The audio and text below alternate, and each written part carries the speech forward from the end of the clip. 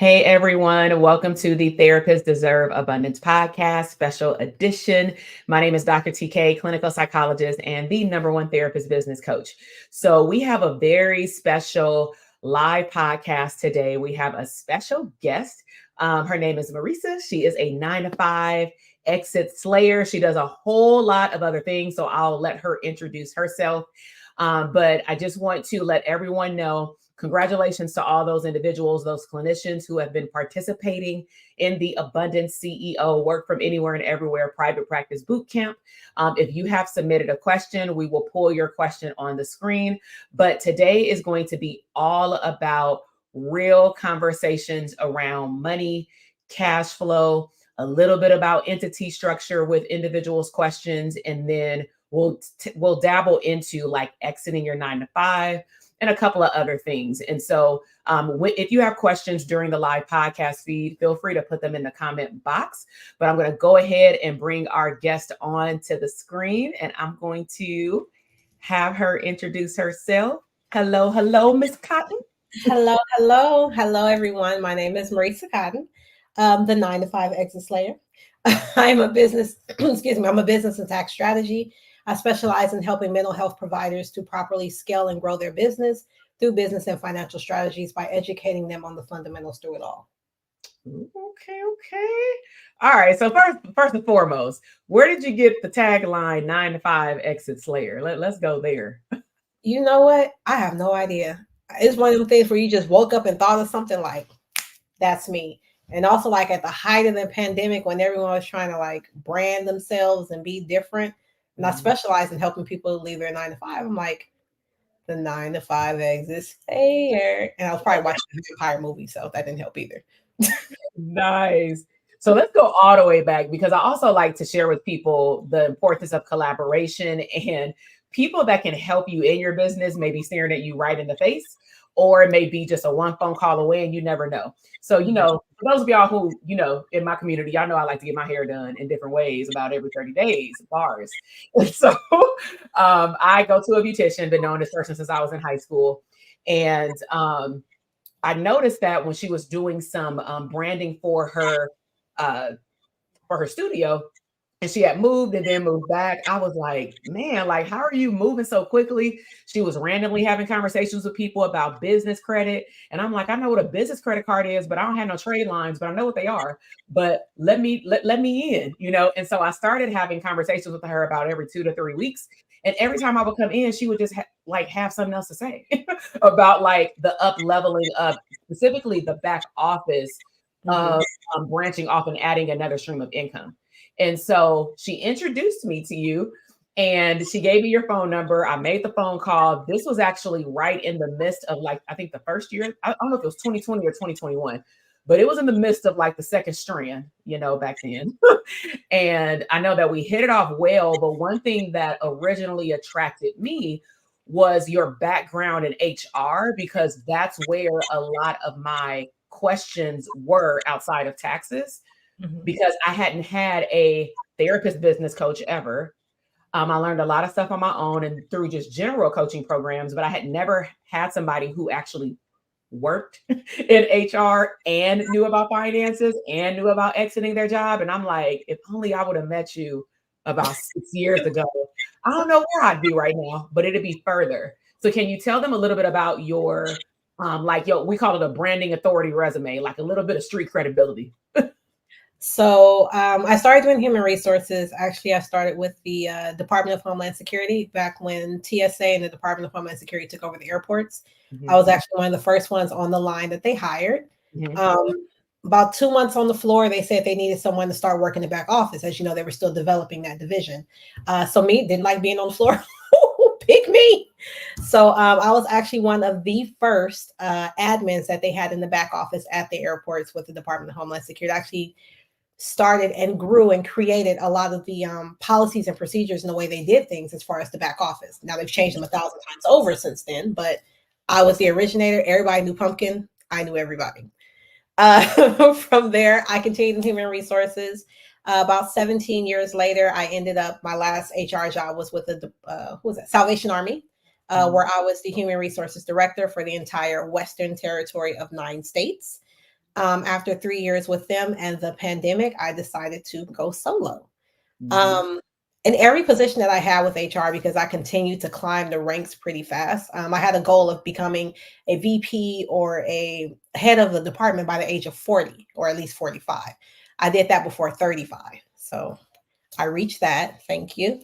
I always had a background in accounting and numbers and systems and operations. So with me being in those positions and me knowing that, I was always pulled into different meetings, departments to kind of help streamline things and put things together. So accounting has always been, I used to hate numbers. Oh my gosh, I hated math. My father was also an accountant, so he would not let me live it down. So Mhm. after I left Salvation Army during the pandemic, I was like, I'm going to go with these numbers. So I started back up with the numbers, and here I am now. I have my HR experience. I have my numbers experience. I have my Yeah. bachelor's. I have a master's in public administration. I also have a master's in business, and I am done with school. Yeah, we understand it. We all understand, okay? So what a wealth of knowledge. And I'm really excited just for you to be present because I think it's really important for, again, our community to know that there are people out there that have specialties in particular areas, Mhm. also have grown to have a specialty with even particular groups of entrepreneurs, even. I know that you have been a part of a strong part of our Dope Therapist Academy community for the last 2 years. You came to our conference this past year in Vegas, and that was fun. You stepped on the stage, and man, oh man, they were like, "Don't leave the stage. We need about 3 more days." And I was like, "It's over." But like everybody who knows like how we get down behind closed doors in terms of all of our programs and live events, they know that you're a definite asset. So let's go straight into some of these discussions. And again, if you have questions, if you weren't able to submit it, or if you were passed on this workshop through someone else, feel free to pop in your question and we'll zip through them. And so let's see. First question. This actually came from a participant in our current boot camp. So we have a boot camp full of mental health therapists from different states. You and I were just laughing before we went on live because I wish and you wish, along with probably every other coach, that there was like a list of these acronyms. You know what I'm saying? Um, who can do what? Who can do or not do a LLC, S corp, C corp? And so I want to make this disclaimer before turning it over to her to answer. I'm a clinical psychologist in California. So when I first got this question in our group, I always ask therapists to do their due diligence. Always check your licensing board first. For Mhm. board of psychology, for example, in California, there is no other option. We're either W-9 or S Corp. There is nothing in the in between. Okay, so it says S Corp and the other one is W-9. Okay, so can you share when should a therapist consider incorporating? And honestly, what is the big difference between a LLC and an S Corp? So first and foremost, LLC is an entity. S corp is a taxation of how your entity is being taxed. So you can be an LLC and be taxed as an S corp. You can be a corporation and be taxed as an S corp. Okay. First, when you start off, more than likely you're probably using your name, so you're a sole proprietor. As long as you're kind of under the radar getting started, you're okay with that. But as you start to grow your business and kind of go into it more full time, I strongly recommend having an LLC. It is an extra layer of protection between you and your business that goes along with your malpractice insurance of everything else. Okay. So I do highly recommend that. It's nothing wrong with being a sole proprietor, but being an LLC is even better. Mhm. Now, when it comes to when to become an S corp, now that's going to pertain on a couple of different factors. First, everyone knows money. Like if I'm making a certain amount of money, they say I can save in taxes if I become an S corp. That is true, but it's not a one size fit all, and it's more than just about money. You have to think about taxation. You have to think about shareholder requirements if you have others that are involved in your business or if you're a partnership. You have to think about legal compliance. Are you trying to pay your child through your business? And are you not trying to pay? Because if you're paying your child through your business, it doesn't hold the same tax weight. So it's totally different.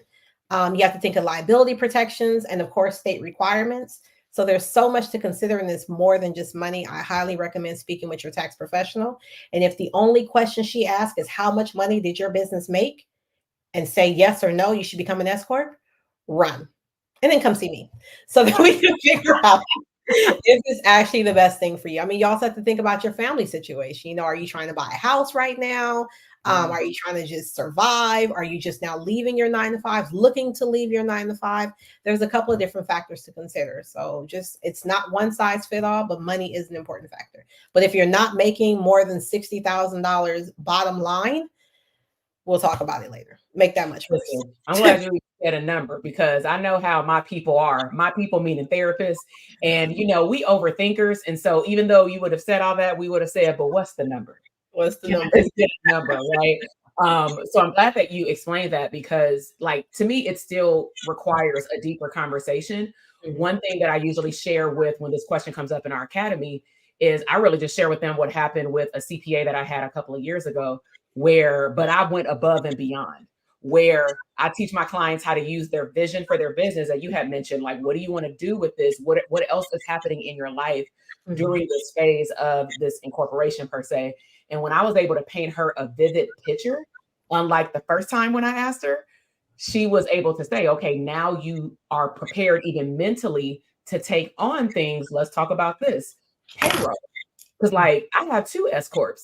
So can we, like, it ain't on here, but can we talk a little bit about sometime, because I know somebody on Instagram I have put out, what do you wish you would have known before opening up a private practice?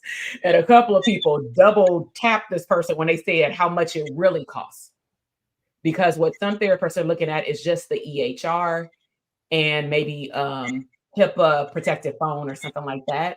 But can you speak to other requirements if somebody has like an S corp?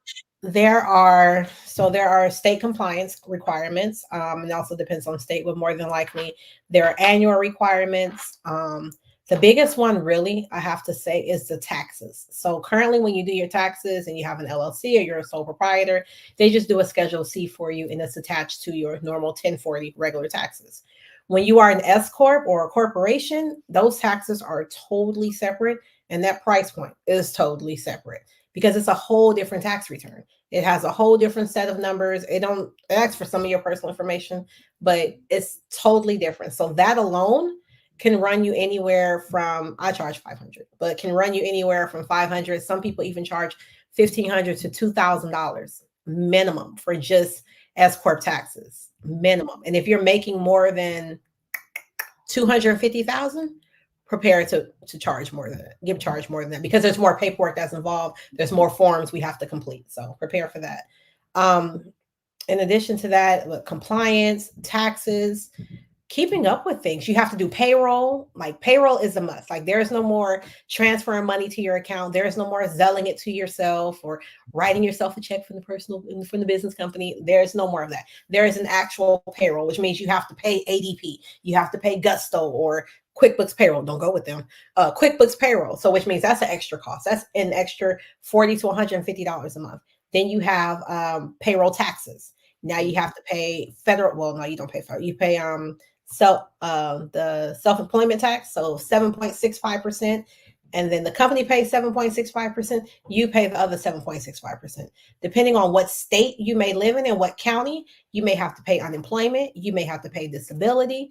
During the pandemic, they had some tax where it was something dealing with, I think Massachusetts had something to do with like educating and training to get people back on, get people back working. They can be thrown any type of taxes. Then you have not disability, not workers' comp, liability insurance. All of that factors in depending on what level your business is. So it can get pricey, especially depending on the state. It can really get pricey. So if the S corp is not for you yet, that's why I said so many factors more than money. And the S corp is not for everybody. And that's why I'm encouraging this conversation to start so that therapists can be okay with starting and initiating the conversation with the professionals, because I find that in our programs, one thing that I had started talking about during this previous boot camp is like, if you ever hear like any type of coach online, it's just my personal opinion. If somebody appears as though they're like your one size fits all coach and they can answer all questions business, you do need to run because nobody has that kind of gift in every particular area. Right. So I know that my gift is sharing a story or stories about S corps, accidentally filing C corps, being double taxed, all those losing money. You know what I'm saying? I can share stories, but at the end of those stories, and even the disclaimer in the beginning, I'm telling you this so that you won't make the mistake that I did and try to do it on your own or have your homeboy file the paperwork, because we always, sometimes, some people, they'll try to shortcut it because they'll find out also maybe how much it may cost for you to legitimately not have to do it yourself, someone do it correctly. So think about, remember, we in this boot camp, we've talked about time.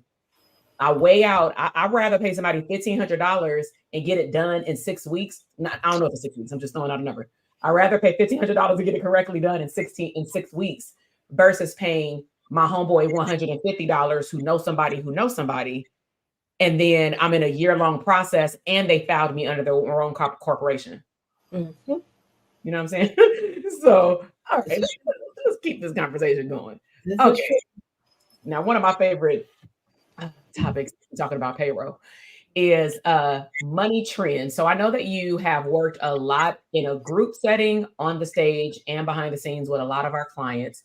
And so I now want to transition and just have a conversation around what trends you have seen specifically with mental health providers as it relates to hiring practices. I like to say, like, are they hiring too slow? They scared to hire? Are they trying to expand too fast? Where do we want to go with this? Let's get the book. I've seen a couple. One I have to say is they're not making the money that they want to make at the time, so they're trying to hurry up and hire.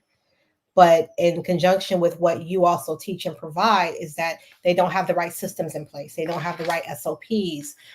They're not ready. They don't even have a niche yet for some of the businesses and practices.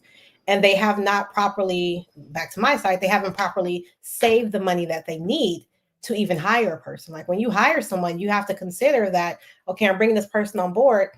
Yes, I have to pay them. I'm already not making enough money, but now I have to bring them on board. Now I have to take time off, whether it's 2 hours a day, 3, 4, 5 hours a day for 2 weeks, 2 months to train them and bring them up to speed.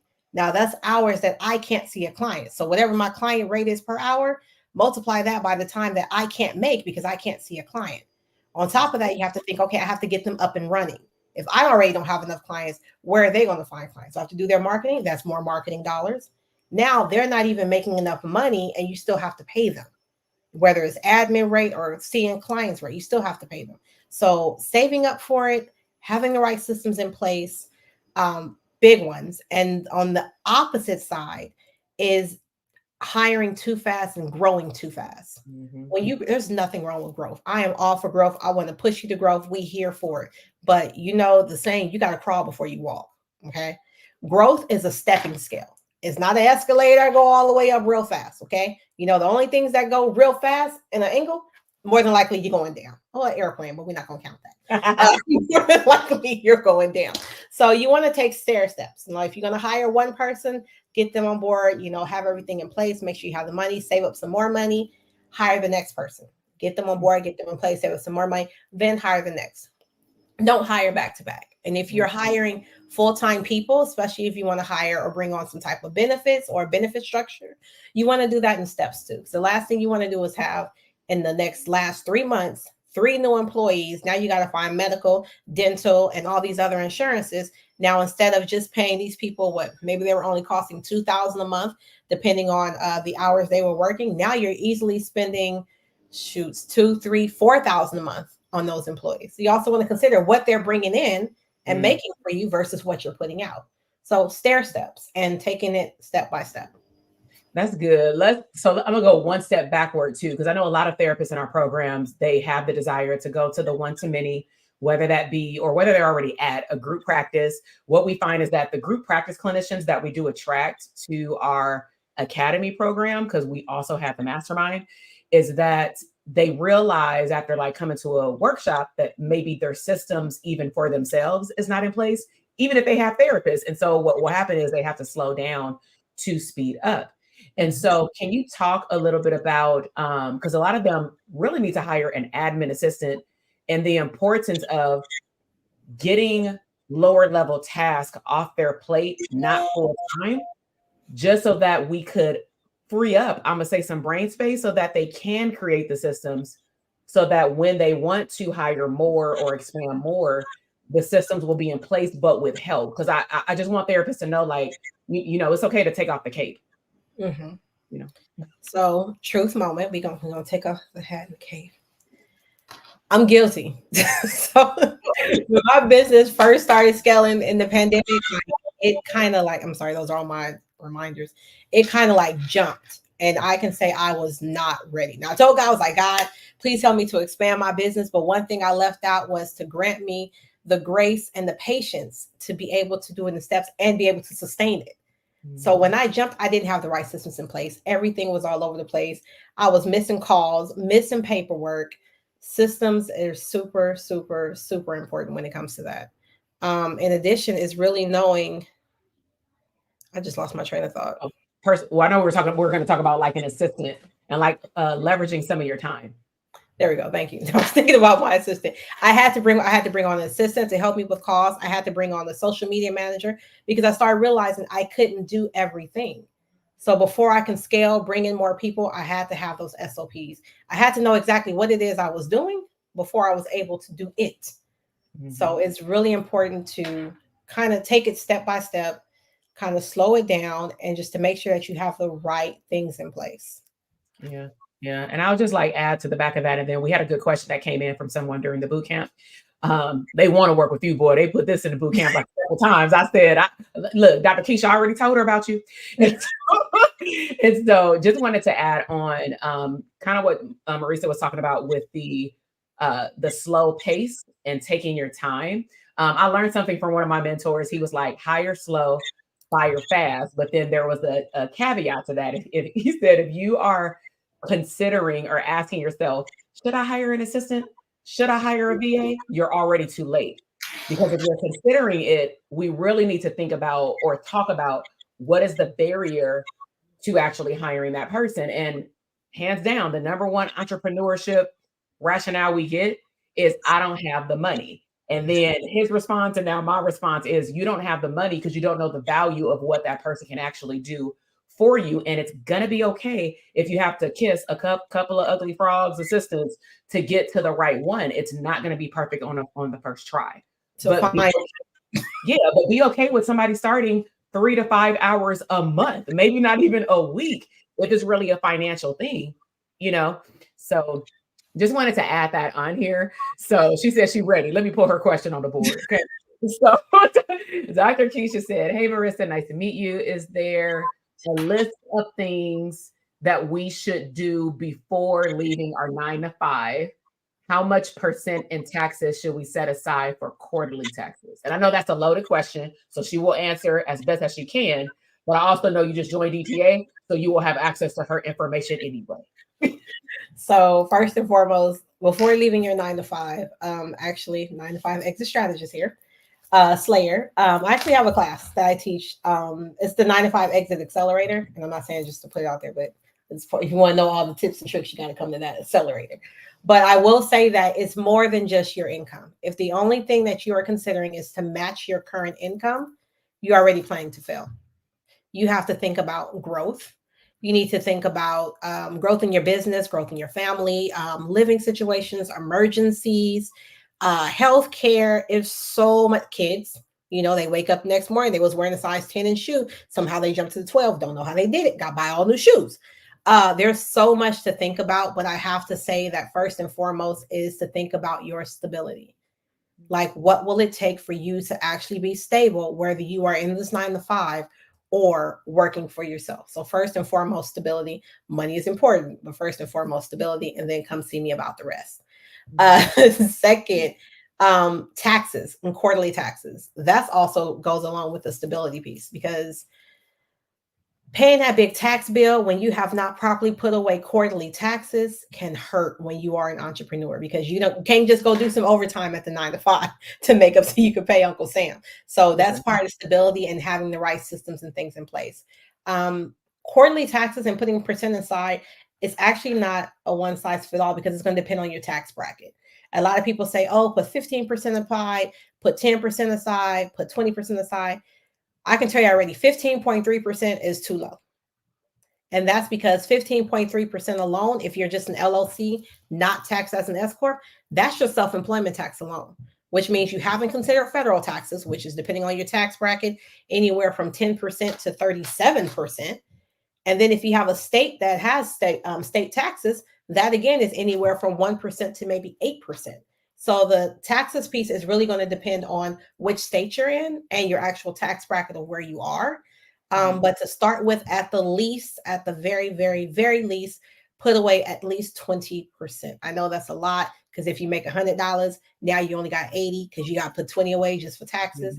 But that's a great place to start. And remember also that it's not, this 20% is not off the money you've made, your income. This is your bottom line number. So this is your income minus your expenses. So let's just say for this month you made $2,000, and let's just say you had $1,500 in expenses. Let's just say that. So that's $500 left. That 20% is going to come out of that 500, not out of that 2,000. And that's another thing to consider, to put money back in your pocket. A lot of people take it off the income number when they should actually take it off the bottom line number. Let me just add something to this before we go to this next section, because like you brought up a memory that I actually shared with you, and I thought I was going to scare you away because I had so many tax and IRS stories when we met, and I was like, this lady probably think I'm crazy, and I'm a therapist. But I know that some clinicians are very new to our community. I'm gonna dedicate like a whole podcast series about this. I'll share this later, but I just want to give some perspective.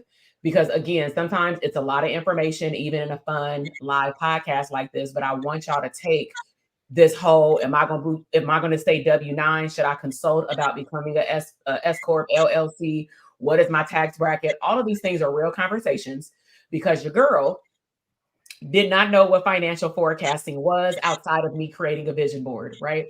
And back in 2020, clearly no one knew what was about to happen. My goal stepping into 2020 was to scale back. That's like some of y'all vision right now is to scale back, hire people, do whatever. That was my vision. 90 days within the vision, it came burning down, March of 2020. And so instead of me reducing my caseload, I quadrupled my caseload while launching DTA for the second, third, fourth, fifth, up to seventh time, plus a whole lot of other streams. It was lit, but I was tired, right? But what I'm getting to is when it was time for me to file the taxes, and PS, I think she mentioned this, but just in case, I know we did it on DTA. If you do have a corporation, your deadline is not April 15th. But okay. I didn't know that either. March 15th, guys. March 15th. And if you are late, Uncle Sam wants some money. March 15th. Yes. So to sum this up, and then I'm going to pull up the next topic, is my tax person had emailed me in February of the following year. And she said, I got some great news, but I got some bad news. And I'm like, girl, give me the good. So I'm reading it though in a long email, and I knew it had to be something not good because it was hella long. So she said, congratulations. Your new company, Branding for Abundance, which is coaching, did X, Y, and Z. And I was like, oh my God, that was like a serious quantum leap. Like, for those of y'all who know my story. And then for the mental health side, honestly, I wasn't paying attention to it because I was just giving, not paying attention, just me and a personal assistant. And so I looked up and I thought my mental health business may earn, I don't know, 30, 40,000, because I scaled back, y'all, to like 5 hours a month. Okay. She said it made 120. So I want you to think about that. You have a goal of making $5,000 a month, and then you got blessed and you make 4 times that amount, but because you're not paying attention to your finances and you're only waiting until tax season for somebody to tell you 4 months after the year is done, you stuck with this money now, wherever it is. I got hit with a $12,000 tax bill. Not I made $12,000. I got hit with a $12,000 tax bill. Well, how did that happen? Because I was a W-9, because I had no intent of scaling up, because I knew the difference of a corporation and I didn't need it, I thought. Okay. So I just wanted to share that, because the goal is that you thrive and you earn more, but this is why you want to have conversations about when is the right time. So let me just go through the comments, and then I'm gonna pull up the next section. And another thing with that, what you just said, is when you're starting to make that much money, anything over about 60, 70K, you want to start tax planning. You may know the different like easy deductions that you can take now, paying your child, the home office deduction, writing off your expenses, your software and subscriptions. There are so many other tax strategies that can be shared with you to help you plan better. I actually just have a client, actually, she is a therapist in the program. Of course, we'll say no names. I did her taxes. Her tax bill for federal alone was $20,000. $20,211 to be exact. Okay. So after I went through, I said, no, no, no, no, give me all these records. Yeah. We're not doing this. Give me all these records. So I went through all of her records with a fine tooth comb. We had a conversation. We started talking about different things. And I found enough strategies that we can implement on that tax season, this tax season, that brought her federal down alone to $13,000.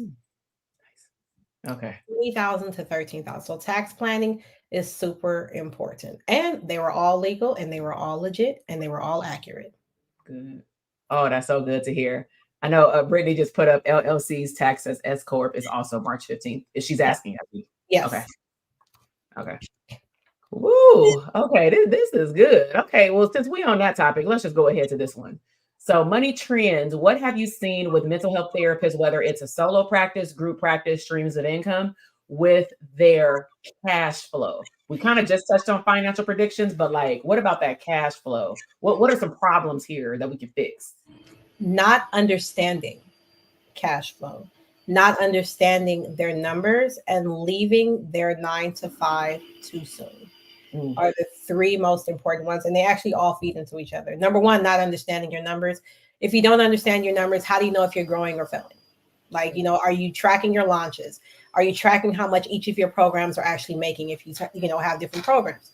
Are you tracking how much your products are selling? You may be putting like $5,000 worth of marketing into this program, this big program that you're promoting, but it's only making $4,000 and it's only making $1,000.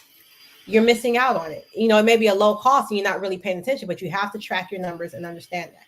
Cash flow and predictions is knowing the trends in business. And we all know as therapists, there are definitely some trends. In the summertime, towards midsummer, like late June, early August, everybody outside. They ain't got no problems no more. They free. They don't need to talk to their therapist. They good. And here come into August, September, they back inside again, and they back in your office. They back on screen with you, talking to you. So you got to be able to project for that, because those days and those months are going to be a little bit lower than they normally are. And then we have the wintertime, Thanksgiving to Christmas. We back outside again. We with our family. We partying. We buying gifts. We don't have time for therapy. Then we realize after all the family and friend engagements, we don't really like them people. And we back in your chair again. You have to be able to prepare, because then look at this too. Summertime, you also want to be outside. You want to go on vacations. You want to have money for this, money for that. But if you don't have the cash flow coming in from your clients, how can you enjoy those things? And the same for Christmas. You want to buy gifts. You want to go out. You want to celebrate. You want to decorate the house. That costs money. But if the cash flow isn't matching what you need at the time, you have to be able to predict and put money away. That's the whole point of a savings account. Put money away. Do not spend every dime you get. Put some money away. And it's kind of like a rainy day, except in advance, like April showers bring May flowers. In advance what these days are going to look like. So cash flow, money, and then not leaving your 9 to 5 too soon. Learn to leverage your 9 to 5. Like, I got a cold game. Let's talk about that, because I talked about it briefly, but please, let's talk about it with talk about it with someone else. So leverage. How do you leverage your 9 to 5? And then I'll add mine after you tell me yours. So first and foremost, you hear them say, use your 9 to 5 to finance your 5 to 9. That's number one. Number two, what I find people do is that they need the money. Obviously, that's probably why they're branching off, but they're spending their 9 to 5 money and they're spending their 5 to 9 money. If your 9 to 5 is making pretty much good enough, save this 5 to 9 money. Even if it's matching, take a little bit off the top if you need to, but don't spend it all. Start stacking that money up, because that's the money that you're also going to leverage to be able to leave your 9 to 5. And I know you're going to say, oh, I just need to save up 6 months and I'm good. Because what happens if your practice doesn't pick up in that 6 months like you expected to? What happens if it becomes one of them downtrends in the summer or the winter and your money starts to go down? What happens if a family situation happens? You get pregnant, anything, your car go out, the house note, they done put on extra taxes and stuff. That just went from $2,500 a month to $3,500 a month. Were you prepared for that? What your husband lost his job. Were you prepared for that? So leveraging your 9 to 5 is number one, not spending all the money on you, using the money from your 9 to 5 to finance your 5 to 9, but not spending all the money from your 5 to 9 and saving that money up so you can leave the 9 to 5. In addition to that, you guys are therapists, networking. There's so much networking, creating the identity for yourself, getting testimonials from, building those relationships with clients and other therapists, building up that persona, that brand for you before you even branch off. There's so much you can leverage that's more than just money, but it's building yourself up. And it's like you're growing. So it's like, and then you're growing and you're breaking away from the parent and you're leaving the nest. That's how you leverage. I was going to say a nest that we're very used to. Me and my team have been talking a lot about how I find that I have a bigger breakthrough when talking about business strategy with therapists when I make them the case study. Meaning, we can do all these things for a therapy client. We can teach them and preach them all these beautiful things. But when we have to sit on the other side of the couch, more so for our business, but sometimes for our mindset as well, all of a sudden we don't want to be on the other side. But it's very, very similar. With what you said, I know some of our past mastermind students were at this event. This was like, I think it was May of 2021. Yeah, May of 2021. We had an in-person mastermind in Vegas, and Dr. Roche, you met her at the conference. She had talked to them about the rich dad, poor dad, but the quadrant, right? And one of the richest part of that conversation, talking about the 5 to 9 and 9 to 5 and leveraging it, was that, let's just say if somebody makes $5,000 at their job monthly, and then they say, all I need to do is match $5,000 at their private practice. What tends to happen, because she was seeing it as well with some other services that she provides different than yours, is she was noticing that therapists were leaving their jobs because they saw a match, not realizing that they started not just living off the 5K, but in actuality, they started living off the 10K, both together, meaning you started to develop a taste, a lifestyle, but I got a 10K month, not realizing that when you leave your job, it is faith. You're going to have to work hard. But if you create a lifestyle from having the two streams, and one of those streams will go away at your choice because you left, right? Unless you have something else to replace it at 5K immediately, you're going to have to leverage that marathon that we talk about a lot. So I just want to reiterate certain parts of what you had said, because when I consult with you and Dr. Roche, for those of you who are in our community, just to let you know, everything you talk about with Marisa and Dr. Roche, when you meet her as well in March, everything y'all talk about is confidential. But it would not be best practices for me as a coach to understand the culture of my clients, because, funny story, Roche thought that I knew about 95% of my clients who left their job. She thought that they announced it in the group. And I'm like, no. We found out after they quit. And so after she started telling me that, she was like, she just started saying, I got some concerns. And I'm like, how can you tell me the themes without breaching, the confidentiality conversations y'all be having? So I started having her and Marisa, every once in a while, just say, what themes and patterns do you see? So that we can beef up the support coaching calls, which we did this quarter, and bring them in faster in the beginning of the year, but also make it very clear these services are non-negotiable when you have a business. If you want to stay with a side hustle, I'm just being real, I'm real straight up. DTA is not the right community, because we treat a business separate than ourselves. Your business is like a whole child, right? So you don't want to neglect that family member. Right. But don't treat the business like the side-eye family member you don't want to see on Thanksgiving. Okay. So, all right. So let's see. Brittany says that's what I did. Okay. Working backward. Yeah, we gotta work, y'all. All right. So let's go to the next one, and then we'll open it up for questions if there are any. This is a big topic. Conference, they didn't want her to get off the stage, but I do think that it's for therapists, because we don't really think about business credit as therapists, because we don't have a Home Depot situation where we got to buy supplies. but how can business credit be important later for expansion and they can start now? Business credit is, it's like when you were 18, it's starting with the basics, and now they have like the self card and some other ones I actually just learned about a couple of days ago, which I'm definitely going to be posting about. You want to start with the basics, which is your Quill, your Uline. I know they sound basic. Like, what do I need from Quill? Quill, anything you can get from Staples, Office Depot, you can get from Quill. As a matter of fact, Quill and Staples, I believe they belong to the same family, because some of the things I get from Staples, there are just Staple brand. Even Staple, where's that notebook? This is a Staples Better Binder notebook.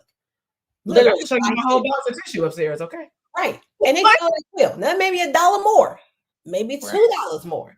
But the whole thing is that you're building business credit. Uline, you need batteries in your house, right? You need trash bags, you need a broom. I won't say a trash can, depending on where you live. But Uline sells different things, but it's starting with the basics. And the whole point of starting out is to replace your cash flow. So when you go, let's just say to Target, right? Then we all know how many times you actually walked into Target in 1 year and spent under $50, or went in there and got only what you was looking for, and you wasn't just running in to get a birthday card real quick, right? Mm-hmm. So it's replacing that cash flow. So most of the times, I'm sure you're either using your ATM debit card, cash, or a credit card. Now imagine getting those same items now, but not having to pay for it for another 30 days. Not having to put it on a credit card that has interest, and not using your cash now that you can buy lunch with tomorrow. Oh, wow. Starting building business credit at the beginning, even though if it's just a couple of trade lines, is best, because just like growing your business, you need to scale. So Uline, Quill are your two basics. There are some other basics. I actually have an entire guide. I just went ahead and put an entire guide together. Man, Dr. TK be pushing me. She be taking me out of all my comfort zones. I like I'm a back office person. I like to stay in my corner. I work well that way. I didn't interact much with people. That was another fear I used to have, just people. But she just be pushing. I'm like, okay. Her tax deal, she made me cry. I was like, you got one? What this letter say? I don't want it. I don't want it. But it's real out here. But I do have an entire guide. I believe it's like $9.97 on my website, yspsolutions.com. I'll share that with you guys. But it's going to walk you through the entire system of building business credit. It's going to walk you through tiers. I actually also have a game plan that gives you the step-by-step when to apply for something, how long to wait, when to apply for the next one, how long to wait for that, what to apply for next, what you should wait for your score to be before you can get a car, get this, get that. And just know that I'm going to go ahead and give you this one, any Visa, real Visa, American Express, Discover card that you get is going to be tied to your social security number to start. There is no other way around it, okay? Mm-hmm. And if you already have an American Express personal card, one of the first, and it's in good standing, one of the first business cards you should get is an American Express business card, because they will only do a soft pull instead of an actual hard pull, and it will be in your business name, and it will not show up on your personal credit. That's it. I got like 3 American Express cards. Okay, maybe I be using them when I don't want to use my personal. Like, these kids need what? And I ain't trying to put no more money on that card. I'm gonna go ahead and put on this card over here. That's real. But yeah, it's tier steps. It's just knowing when it's chess, not checkers. So it's knowing when to play the right cards, when to apply for something, when to hold back and wait, when to wait for your scores, where to look for your scores, and all of that. And if you just think that Duns and Bradstreet is the only thing you should know about, come talk to me, baby. You need to know more than just Duns and Bradstreet. There are actually 3 other credit bureaus that hold just as much weight. It's even one called Credit Safe that you probably even never heard about, right? Mm-hmm. Credit Safe, like, Experian, things like that. Credit Safe. I was like, who is that? Don't be calling me. Y'all lying. I don't know. But there's so much to know. But business credit, start with the basics. Uline and Granger. Granger too. Uline, Granger, and I thought I put this on mute. Uline, Granger, and Quill are actually the basics, and those are the ones you want to start with. And again, come see me, get the guides. If you can't afford $10, we need to have another conversation too. Okay, every call, let's have that conversation. But definitely get that. It will definitely walk you through how to properly build that business credit up from scratch. Nice. So let me turn it to the audience. If you all have any questions, now would be the time. If you are watching live, we did put her website on the screen, so make sure you take a snapshot of that. And then if you want to definitely take advantage of connecting with her on Instagram before we continue to the last section, then it's the same one, YSP Solutions on Instagram. So just make sure that you know what the handle is and just put a .com at the end, but it's the same on Instagram. There's something that piqued my interest, and I'll wrap up with this if there are no more questions. There's something that you said earlier that piqued my interest that I wanted to bring up, and it was around just like, honestly, a lot of the services that you offer. And I think that I can assume that, some therapists are hearing it and be like, oh my gosh, let me get this resource. There will be some therapists that say, oh, not right now. So like if you met a therapist, their doors were already open, they were already making $1 or more. What kind of services do you offer? And maybe what services should the beginner versus like the advanced therapist be taken advantage of so that they don't have to experience a lot of the things that some of us experience too late? First, I have to say my favorite word, the basics. We need to make sure that your business formation, that your business strategy, your business structure is currently is proper, based on licensing. Make sure you have the right EIN, making sure that you know what you're doing if you have an S Corp. Make sure those systems are set up. You have an S Corp, you should have an accountability plan. You should have payroll. You should, have all these actual bookkeeping, like not a spreadsheet, actual bookkeeping. And depending on how much you make, you need the actual bookkeeper. I do that too. But I would say honestly, and again, I have to say with this is that I don't group people. So there's not a one size fit all situation for anyone. Book a discovery call, get on my calendar, book a discovery call. Let's find out what your situation is and what are your goals, because my recommendation for what I can help you with is really going to be based on your goals. My recommendation for what you may need to start working on or look at first or focus on is really going to be based on where you are and what your goals are. So discovery call and business audit. And that's when I actually go through and look at your business structure. I look at everything that you have going around your business, how people see you, your persona. If you're really doing what Dr. TK told you to do, like, can I see it from here on the outside? We look at all of that, and I'm very open, very honest. I do not share by name the things that I see with Dr. TK. Like I said, we meet like every quarter or so, and I kind of group it and just blow her mind sometimes. But to start with, that's what y'all would hear me say. Did you do your money date? Like you were randomly. Money days, super important, guys. When that bank account is low, when your home bank account is low, you probably didn't do your money day. Money day is super important. Me and Dr. Money will continue, Dr. Roche. Me and Dr. Money will continue to preach money days. Super, I love money days. Right. Money day. But yeah, discovery call and a business audit. Okay. One question came in. If your business is in California, let me sneak this in. Are you able to work with, I just want to say it, are you able to work with therapists in different states? Yes, I work with therapists in every state. I'm going to tell y'all, it's a secret. I hate New York taxes. I hate Dr. Geesh. What? I do. More complicated than others. If you thought California was complicated, but I have a counterpart that she submits them. I don't take the classes to credential for it. I'll take the classes and credentials for every other state, including California, which means I don't take just 20 hours of training every year. Not 10. I take 20 to 30 every year extra. And I always wait to the last minute to shoot myself in the foot.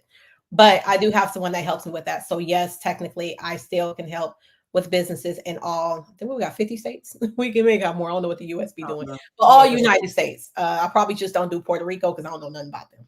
That's about it. So her question was, she's a California-based business. Let's see, if your business is in California and you're contracting your services to a W-9 in another state like New York, do you get taxed twice for each state? No, because you are sitting in California. She's in California. You're sitting in California. Your office is in California. That's just like if you were living in New York and you were contracting me to do your bookkeeping or something of that sort. I'm not going to pay taxes to New York just because I have clients in New York or because I'm helping somebody in New York or having a call. I pay taxes only to California. The only time where you would need to pay taxes in another state is if you are licensed in that state, particularly, or your business is registered in that state. Other than that, you do not have to pay taxes to that state. And even then, they'll figure something out. But Yeah. no. I'm gonna go ahead and sneak this one in here though, because it's something that you always say, and I'm like, up, let me sneak that in here too. So everybody who's in DTA, actually, even if you're not, I would like you to get a pen and a sheet of paper, like right now. And you actually helped me, along with another CPA, help me word this correctly. So if you're in DTA, you'll see it in the welcome section at the bottom.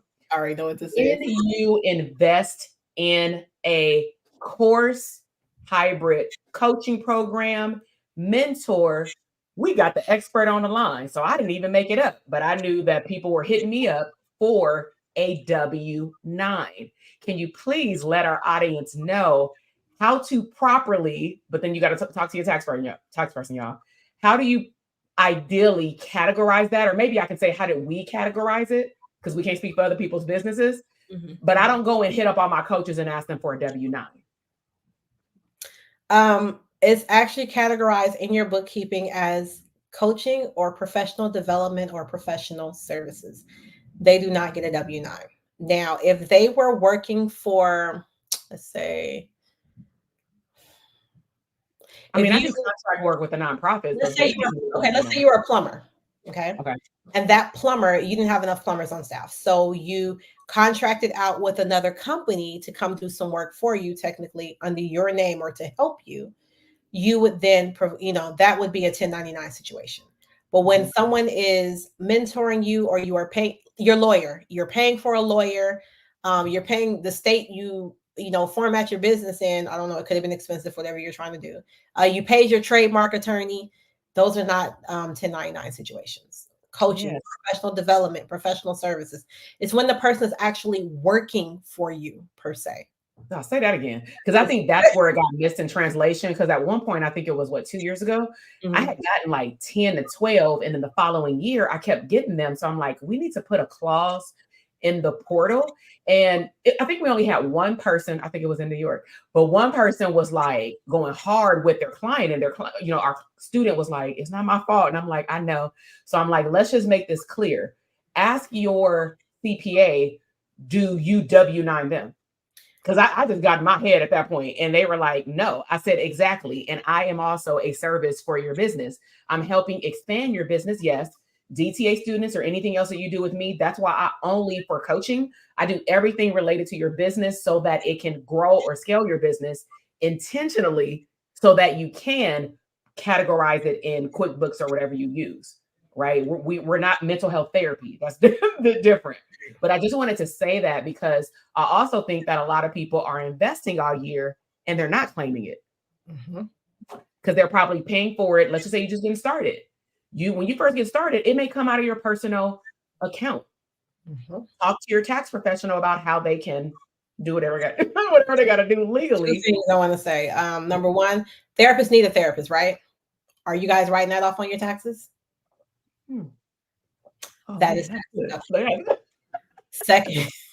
All right, Dr. TK, she is my therapist.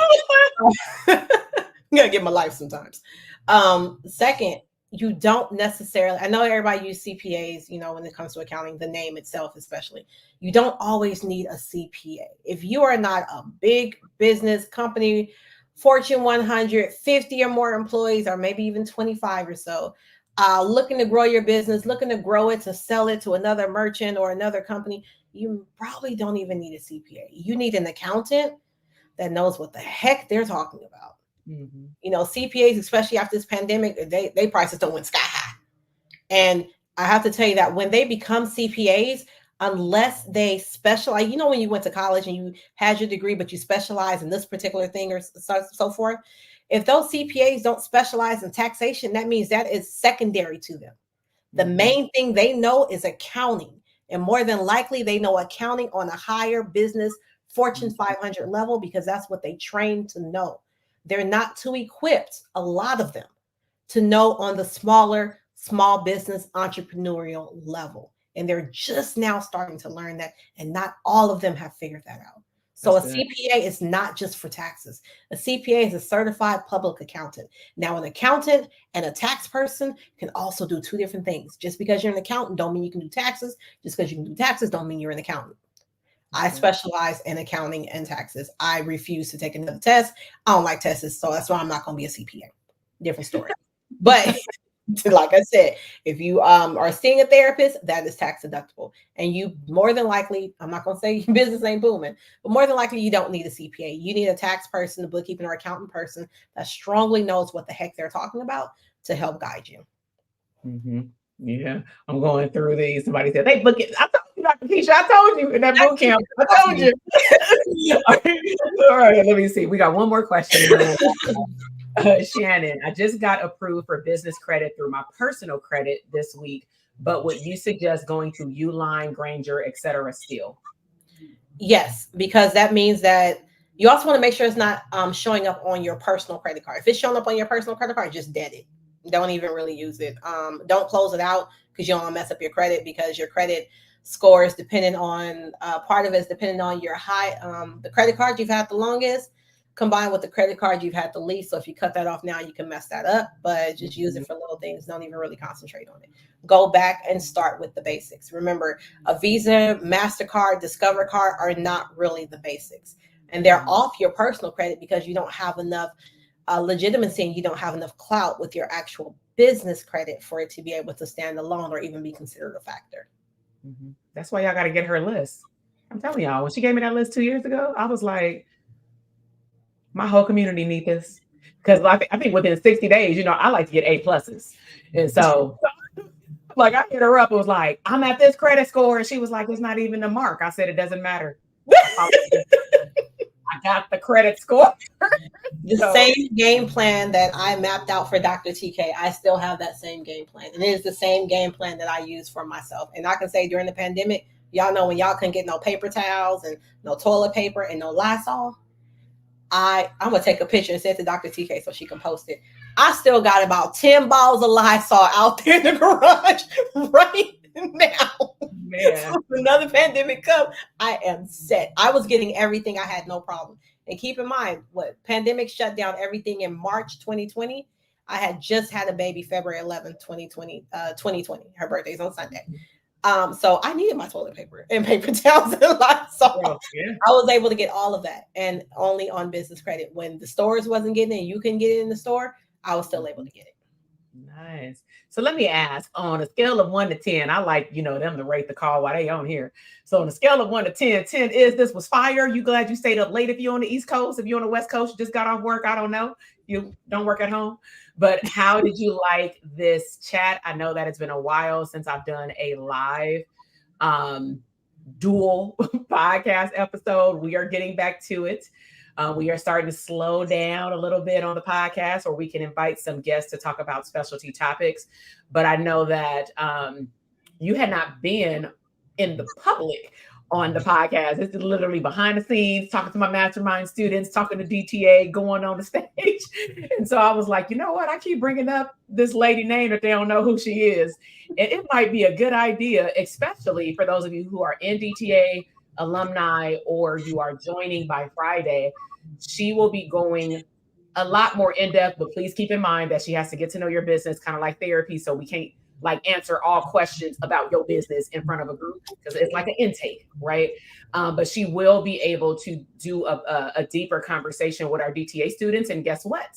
She will be your first call. So we have alumni that come back, especially for bonus calls like this with our support coaches. And so she, along with my team member, I won't be there because I find that, sometimes I'm kind of like a teacher that's absent. Y'all want to get all deeper, and I'm not there. And I love it because sometimes the teacher needs to remove themselves so y'all can have those conversations, right? So the replay will be available clearly on YouTube, but we'll put it on the audio podcast if you just want to listen to it again. I'll pull up something else came up in the chat box, but I just want to remind people that the doors to DTA does close for the early spring this Friday. You are getting a lot of 10s. Yes. Information. As soon as we end and it buffers, it'll be available for a replay. I needed this. So grateful for your wisdom. Very informative. Tens. Let me see. All right. We got 10, 10, 10. Hey, Okay. Dr. Keish, I'm waiting on you, girl. People's names. Okay. Keep that lights on. Keep that lights on. All right. Let's see. Just one last thing. Oh, she just joined our program in December. Oh, so let me just say this. I miss live events. I'm just gonna let y'all know. But we're in a different era, so it's gonna look a little different. But DeAndre had been I think tuning in for a while, and then she came to the conference. And I'm just highlighting her because I want everybody to see that even when you're not ready, you should start before you're ready. Mhm. And when she came to the conference was all about scalability beyond solo private practice. However, on the second day of that conference, about 3 to 4 tables said, I either need to go back to DTA because I need to refresh because I'm playing games, or I never did DTA because I have no systems and I'm trying to sit here and open up a group practice. What am I thinking? And so she actually joined in December after coming to the conference. So that was really exciting.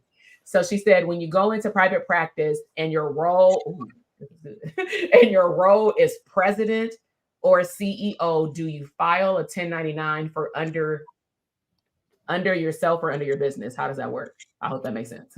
Yeah, so I get it. First, it's gonna actually, well, no, but in addition, it's actually going to depend on how your business structure is, your entity, and how you're taxed. So when you are an LLC, not taxed as an S corp, the money you pay yourself is not tax deductible. So whatever money you pay yourself, plus whatever money may be still left into the bank account at the end of the year, you're taxed on all that money. The only thing you can write off are your deductions, cell phone, et cetera, your contractors. You cannot write off the money that you pay yourself or keep into the business. Now, if you are taxed as an S corp and you're paying yourself a payroll, you are then an actual employee of said business. And then you get in a W-2.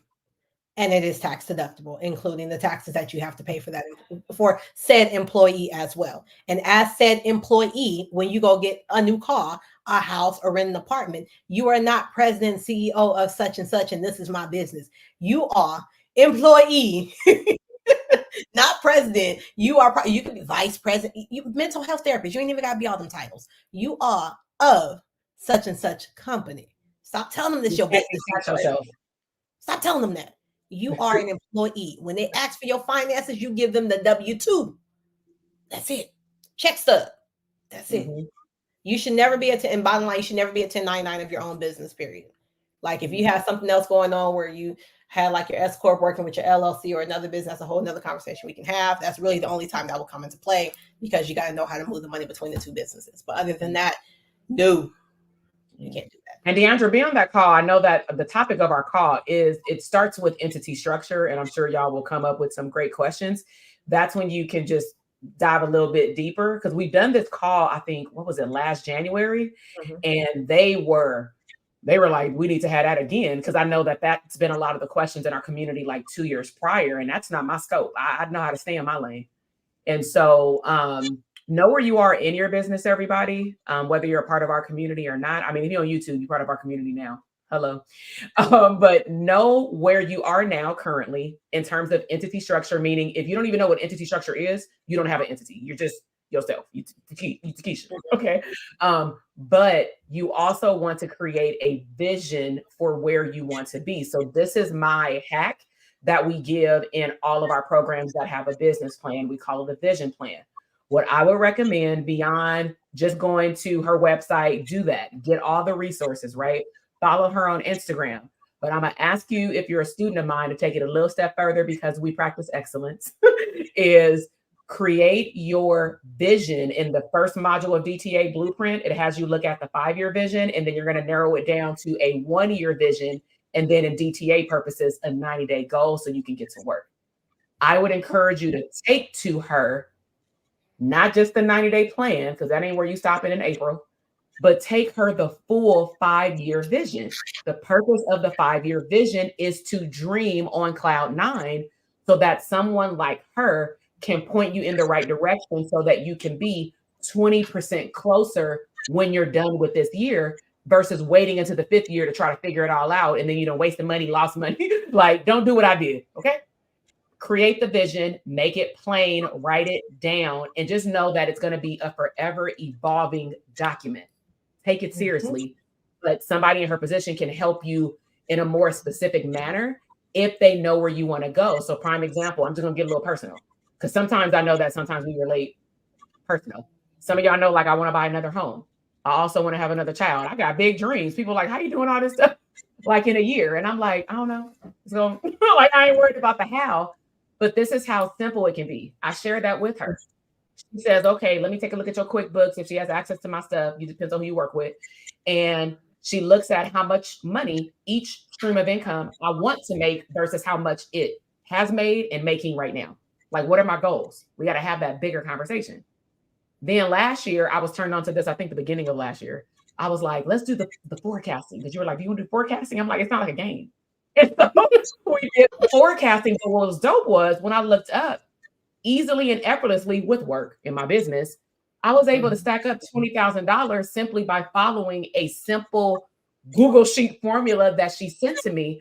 But she created the breakdown of what I'm supposed to put away for different categories, of course, based on my vision and where I wanted to go. So all I'm also telling you all as therapists, learn how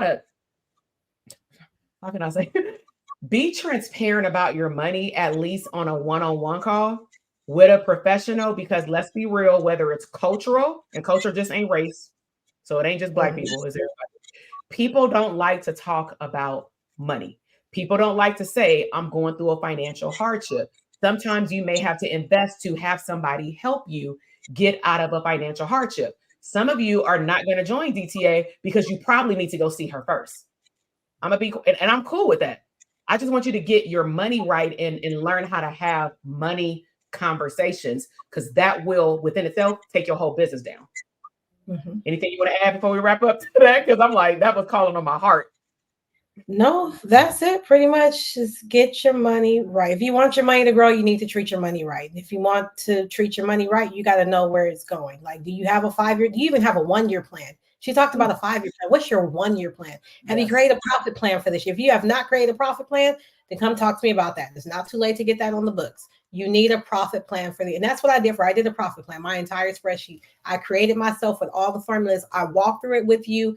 We go through everything and we create your plan for the year based on what it is you're trying to do. And you will find that, oh, I want to make this $100,000 year, but what is it going to take for you to get there? For some of you, that $100,000 year to get there means you have to make $175,000. But you don't see that. You only see the $100,000. But what take home do you really want? Let's get to the bottom line of those numbers so that we can make your dreams come true. That's good. Well, that's a good note to end on. So everybody head over to Instagram. Make sure that you double click the follow button, engage in her beautiful content. If you want to check out additional resources, go over to her page. Again, if you are in DTA, even if you cannot make it live next Monday for our coaching call, the replay will be in your portal within 2 to 3 business days, and you will have all of her resources. As a matter of fact, we always pin her stuff as a featured flyer. So if you're in the Facebook group, simply just go up to the top. Our team has already pinned it. It's a beautiful, like, bluish flyer, and the different types of services also. Some of them are listed on there as well, but just get the consultation and then talk to her about your business one-on-one.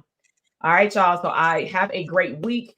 And again, if you want to join DTA, make sure that you check your email if you are part of the bootcamp, and use the Telegram group until Friday to ask any further questions. All right. Have a great day. Bye.